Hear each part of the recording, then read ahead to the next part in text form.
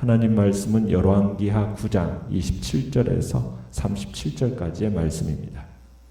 열왕기하 9장 27절에서 37절의 말씀입니다.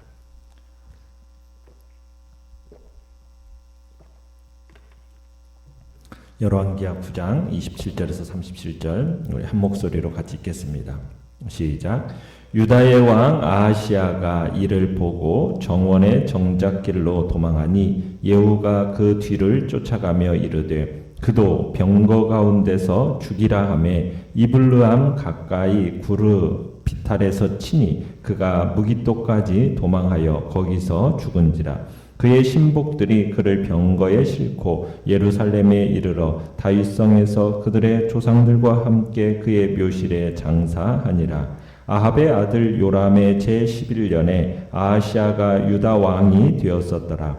예후가 이스라엘에 오니 이세벨이 듣고 눈을 그리고 머리를 꾸미고 창에서 바라보다가 예후가 문에 들어오매 이르되 주인을 죽인 너 시므리여 평안하냐 하니 예후가 얼굴을 들어 창을 향하고 이르되 내 편이 될 자가 누구냐 하니 두어 내시가 예후를 내다보는지라. 이르되 그를 내려 던지라 하니 내려 던짐에 그의 피가 담과 말에게 튀더라. 예후가 그의 시체를 밟으니라. 예후가 들어가서 먹고 마시고 이르되 가서 이 저주받은 여자를 찾아 장사하라. 그는 왕의 딸이니라 하매 가서 장사하려 한즉 그 두골과 발과 그의 손 위에는 찾지 못한지라. 돌아와서 전하니 예후가 이르되 이는 여호와께서 그 종 디셉 사람 엘리야를 통하여 말씀하신 바라. 이르시기를 이스라엘 토지에서 개들이 이세벨의 살을 먹을지라. 그 시체가 이스라엘 토지에서 거름같이 밭에 있으리니 이것이 이세벨이라고 가리켜 말하지 못하게 되리라 하셨느니라 하였더라. 아멘. 오늘 말씀의 제목은 이세벨의 처참한 최후라는 제목으로 말씀을 나눕니다. 예후는 장군들에 의해서 왕으로 이제 추대받게 되고요. 이 사실을 비밀에 붙이고 군사들을 이끌고서는 바로 왕이 치료받고 있는 이스라엘 궁으로 병거를 몰아가고 있습니다. 요람은 이 예후의 반역을 전혀 눈치채지 못했죠. 그래서 요람이 직접 나가서 예후를 만나러 가게 되었는데 예후를 만난 그 장소가 어디였습니까? 하나님이 예언하셨던 나봇의 포도원이었습니다.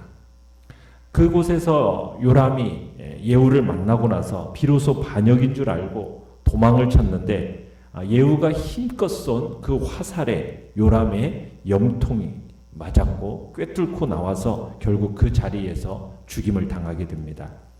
바로 하나님이 엘리야를 통해서 예언하신 그대로 된 겁니다. 자, 내용 관찰 문제 1번을 보시면 남유다의 왕 아하시아가 북이스라엘의 왕 요람이 죽는 것을 보고 도망하자 예후는 어떻게 했습니까? 자, 요람을 문병 왔던 아하시아가 이제 요람이 죽는 것을 바로 옆에서 지켜보게 됩니다. 그래서 이 유다 왕 아하시아가 혼비백산해 가지고 도망치기 시작해요. 그렇지만 예후의 부하들이 그를 가만히 놔두지 않고 뒤를 쫓아가서 치명적인 상처를 입히게 됩니다. 그래서 이 아하시아가 이스라엘에서 그리 멀지 않은 무깃도라는 곳으로 도망을 했지만 결국 그곳에서 숨을 거두게 됩니다. 그러나 그의 신하들은 그를 역대하에서는 이렇게 표현하고 있습니다. 저는 전심으로 여호와를 구하던 여호사밧의 자손이다.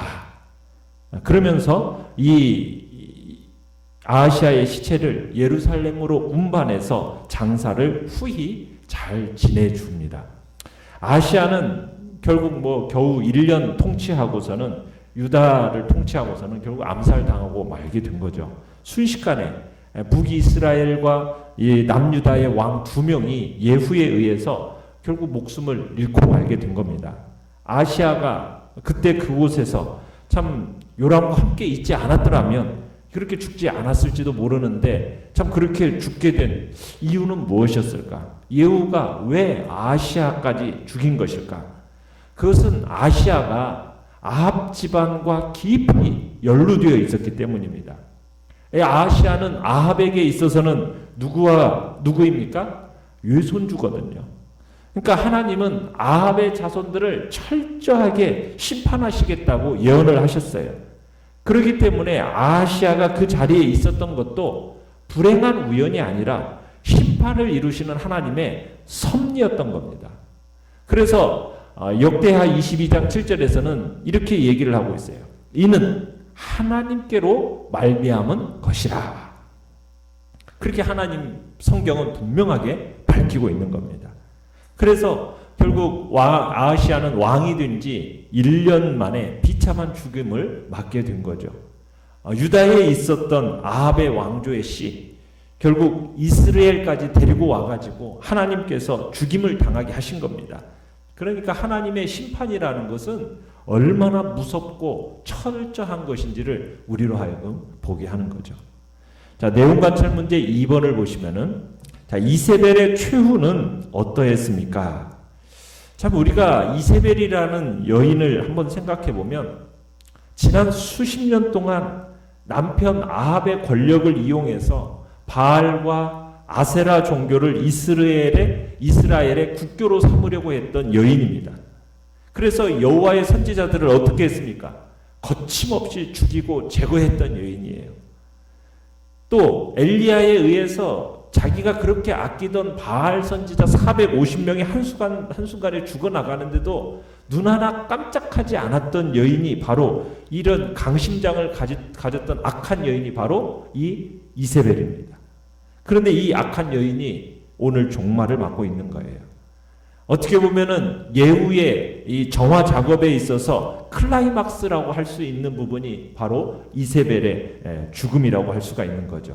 요람의 어머니요, 아합의 아내였던 이세벨. 이 이세벨이 이제 예후가 자신의 아들 요람왕을 죽였다라는 것을 듣고서는 이제 그 소식을 듣고 뭘 하고 있습니까?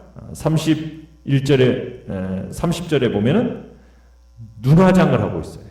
그리고 머리를 아름답게 꾸미면서 예후를 기다리고 있습니다. 그러니까 이세벨이 지금 화장을 하고 치장하고 있는 이유는 무엇일까요? 아마 왕 대비로서의 위엄과 자태를 유지하려고, 그리고 죽겠다라는 어떤 각오가 이세벨에게 있었던 것 같습니다. 참, 한때 이스라엘을 그 손에 쥐고 뒤흔들었던 이세벨, 그 최후는 어떻게 죽음을 맞이하고 있습니까? 창밖으로 내던져져서 비참하게 죽임을 당합니다. 예후가 창문을 향해서 32절에 보면은 이렇게 외치고 있어요. 내 편이 될 자가 누구냐? 그러자 내시들이 창밖으로 내다봅니다. 이세벨 옆에 서 있던 내관들이 내관들에게 그녀를 창밖으로 내던져라! 아래로 던지라고 명령을 하니까 이 내관들이 이 예후의 명령을 따라서 이세벨을 들어가지고 창밖으로 던져버린 겁니다. 그랬더니 이세벨의 몸이 땅에 떨어지면서 어떻게 되었습니까? 피가 튀었는데 벽에도 튀고 예후의 말까지도 튀었다라고 얘기하고 있어요. 그러더니 예후가 어떻게 합니까? 그녀의 그 부서진 몸 위로 말을 몰아가지고 짓이겨 버린 겁니다. 이세벨이 예후의 반역에 눈 하나 깜짝하지 않은 거예요. 그런 것처럼 예후도 이세벨의 그 죽음에 전혀 동요하지 않고 지금 궁으로 들어가서 또한 어떻게 하고 있어요? 먹고 마셨다라고 얘기하고 있어요. 그러니까 예후가 왕의 자리에 앉아가지고 부하들과 만찬을 즐긴 겁니다. 한참 그렇게 먹고 마신 다음에 갑자기 이세벨이 누구라고 생각이 든 거예요? 두로의 공주라는 생각이 들었습니다. 그래서 예후가 부하들에게 이세벨의 시체를 한번 가져다가 장사를 지내라, 이렇게 명령을 내립니다. 자, 그런데 부하들이 이세벨의 시체를 수거하러 갔을 때 어떻게 되어 있었어요? 개들이 이 이세벨의 시체를 모두 먹어치워 가지고 남은 것이 뭐밖에 없습니까? 두개골, 해골밖에 없고 손과 발, 이거밖에 없었다, 이렇게 얘기를 하고 있습니다. 자, 연구한 묵상 문제 3번을 보시면 왜 이세벨은 예후를 향해 주인을 죽인 너 시므리여 평안하냐라고 말했을까요? 31절에 보면 이 예후를 향해서 이세벨이 그런 말을 하는 거죠. 주인을 죽인 너 시므리여 평안하냐 이렇게 얘기하는데 여러분 이 말에는 가시가 돋친 말입니다. 무슨 말이냐면 이 예후를 이세벨이 시므리 같은 자라고 지금 비난하고 있는 거거든요. 여러분 시므리가 누구입니까? 40여 년 전에 엘라 왕을 죽이고 스스로 왕으로 선포했던 군대 장관입니다. 이 기본적인 의미는 뭐냐면 시므리가 이유 없이 주인을 죽인 것처럼 예후 너도 지금 주인을 죽일 만한 이유 없이 죽인 자다라는 어떤 비난이 들어 있습니다. 그런데 이 비난, 이세벨의 이 비난의 의미는 여기서 멈추는 게 아닙니다. 시므리가 구테타를 일으키고 나서 어떻게 되었죠? 7일 만에 자기 왕궁에다 불을 지르고 자살해서 죽었습니다. 그러니까 그것을 염두에 두고 예후에게 7일 저주를 지금 내리고자 하는 겁니다. 그러니까 시므리가 반역을 일으킨 지 7일 만에 그가 죽임을 당하게 되는데 이 시므리를 죽이고 왕이 된 사람이 있어요. 그 사람이 누구냐면 바로 이세벨의 시아버지인 오므리입니다. 오므리. 그러니까 이 사실을 감안할 때 이세벨은 지금 자기 후손 중에서 예후를 제거할 자가 속히 나올 것을 바라면서 이런 말을 하고 있는 거예요. 그러니까 마지막 순간까지도 악밖에 남지 않은 여인이었음을 우리가 보게 되는 거죠. 자, 느낀 점 4번을 보시면 이 땅에서 절대 권력을 휘둘렀던 이세벨이 죽어서 남긴 것이라고는 썩어 없어질 두골과 발과 손 위에는 아무것도 없었습니다. 무엇을 느낍니까? 우리는 이세벨의 그 깜찍한 죽음 속에서 하나님의 그 심판의 예언과 한마디도 어긋남이 없이 이루어지는 것을 우리는 보게 됩니다. 부하들이 돌아와서 예후에게 이 사실을 고했어요. 그러니까 예후가 엘리야를 통해서 하신 여호와의 말씀이 성취되었다라고 하면서 그 예언을 회고하는 장면이 35절에 나오는 겁니다. 그 36절에 이제 돌아와서 예후가 이제 돌아와서 그 내용을 전하니까 예후가 뭐라고 얘기를 하는 겁니까? 여호와 하나님께서 당신의 종 디셉 사람 엘리야를 시켜서 말씀하신 대로 이루어진 거다. 하나님께서 말씀하셨는데 이스라엘의 밭에서 개들이 이세벨의 죽음을 뜯어먹을 것이다. 그리고 이세벨의 죽음은 이스라엘에 있는 밭의 거름처럼 될 것이다.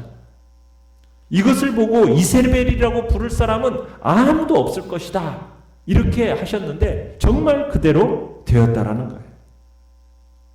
그러니까 이세벨의 시신의 훼손이라는 것은 한때 온 천하를 호령하던 여왕에게 마지막으로 씻을 수 없는 수치를 안겨주고 있는 겁니다. 이세벨의 이 죽음을 통해서 나봇의 그 억울한 죽음에 대한 보복이 이루어지게 됩니다. 참 우리가 기대한 것보다는 좀 긴 시간이 흘렀지만은 하나님의 말씀은 이처럼 하나도 땅에 떨어지지 않고 모두 성취되어져 가고 있는 거죠. 이 아합은 참 괜한 욕심으로 다른 사람의 포도원을 탐냈다가 그 결과가 아주 비참하게 된 겁니다. 아합은 어떻게 죽었습니까? 활에 맞아서 결국 죽어서 자기가 탔던 병거를 씻으니까 그 피를 개들이 핥아먹었다고 얘기했어요. 예후는 아합의 아들 요람을 활로 죽였습니다. 그리고 그 시체를 어떻게 했습니까? 나봇의 포도원에 던져버렸어요. 이세벨은 어떻게 되었습니까? 성에서 떨어져 죽었는데 개가 그 시체를 먹으니 거의 남는 것이 없게 되었어요. 우리가 이제 내일 10장에서 보면은 아합의 아들이 몇 명이에요? 70명입니다. 그 70명이 교육을 받다가 예후의 편지를 받고 신하들에 의해서 한꺼번에 죽임을 당하게 됩니다. 모든 것이 성경의 말씀 그대로 되는 거예요. 우리가 야고보서 1장 15절처럼 욕심이 잉태한즉 죄를 낳고 죄가 장성한즉 사망을 낳느니라는 말씀처럼 욕심이라고 하는 것은 사람이 죄를 지키기 전까지는 너무나도 탐스럽고 좋아 보이지만 그리고 가지지 않고는 견딜 수 없도록 만들어요. 그러나 하나님의 말씀은요, 그 욕심이 가지고 있는 정체를 보게 하는 겁니다. 나봇의 포도원이 아니라 그 결과 개가 자신과 자기 아내의 피를 핥는 장면을 미리 봐했어야 되는 거죠. 자기 분수를 넘어서 가지고 욕심을 내면은 결국에는 이렇게 비참한 죽음의 자리에 이르게 된다는 것을 우리에게 보여주는 겁니다. 그렇기 때문에 우리는 철저하게 우리의 욕심을 잘라버려야 됩니다. 자기의 분수를 넘어서서 욕심을 부리는 순간 결국 비참하게 된다는 것을 우리는 생각해야 되는 겁니다. 결단과 적용 5번을 보시면 자신이 원하는 대로 탐심을 채우며 떵떵거리고 사는 사람들을 부러워하진 않습니까? 나는 죽은 이후에 무엇을 남기길 원합니까? 영원한 가치가 있는 것을 남기려면 어떻게 해야 하겠습니까? 우리가 이 땅에서 영원하고 영원한 가치가 있는 그것에 우리의 삶을 투자하는 것이 무엇을 어디에 투자하는 것이겠습니까? 그건 다름 아닙니다. 하나님께 우리의 시간과 마음을 두고 그분의 말씀에 우리의 삶을 투자하며 그리고 사람들의 영혼에게 관심을 가지고 그들을 구원의 길로 인도하는 것이 바로 영원한 삶에 우리의 인생을 투자하는 것입니다. 영원한 가치가 있는 것은 이 땅에 이 세 가지밖에 없습니다. 우리의 인생을 하나님과 하나님의 말씀과 사람들의 영혼에 투자하며 나아가는 그 인생이야말로 그것이 영원히 남기는 인생임을 우리는 기억하며 그것에 우리의 마음을 두고 살아가는 놀라운 은혜가 있기를 간절히 바랍니다. 같이 오늘의 기도 읽겠습니다. 시작. 허무하게 사라질 껍데기가 아니라 영원한 것을 남기는 인생이 되게 하소서. 아멘.